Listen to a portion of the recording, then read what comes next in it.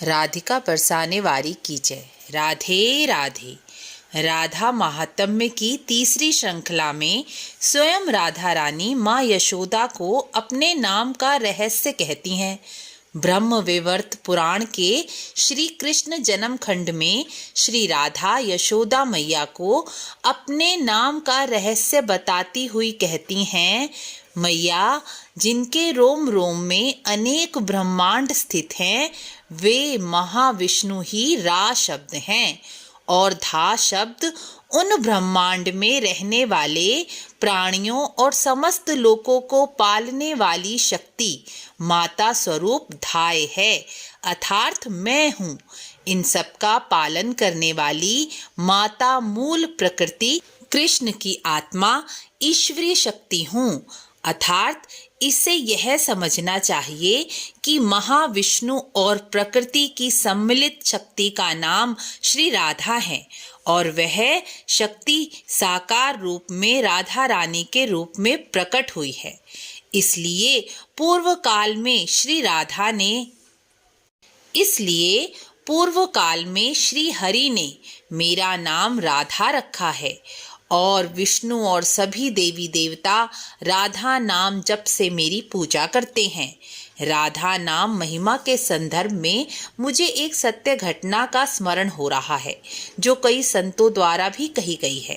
100 वर्ष पहले जयपुर के एक धनी व्यापारी की पत्नी की मृत्यु हो गई।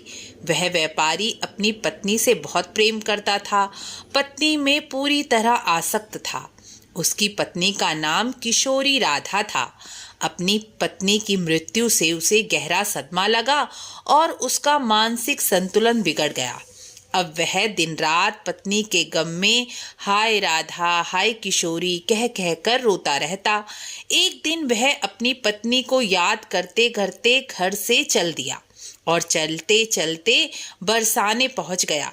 बरसाने में राधा जी के निज महल में सीढ़ियों पर बैठकर अपनी पत्नी को याद करते करते रोने लगा और कहने लगा, हाय राधा हाय किशोरी, तुम मुझे छोड़कर कहाँ चली गई?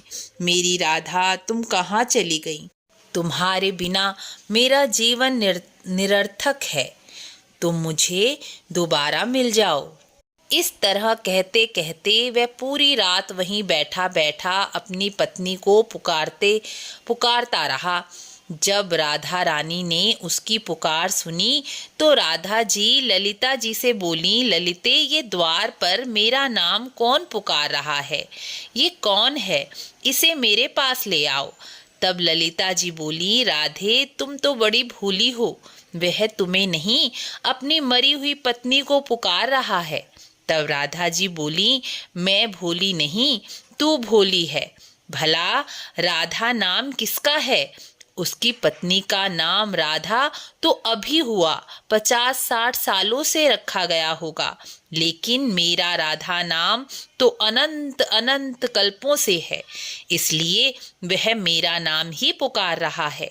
तब स्वयं राधा जी ने उस सेठ को दर्शन देकर उसका उद्धार किया और वह सेठ बरसाने में राधा नाम जप करते करते अंत में मोक्ष को प्राप्त हुए। यह राधा नाम की महिमा है। राधा नाम जिस भाव से भी लिया जाए कल्याण करता ही है, इसलिए राधा नाम जप करें। कलयुग में नाम जप ही कल्याणकारी है। नाम जप में शुद्धि अशुद्धि की चिंता नहीं करनी पड़ती।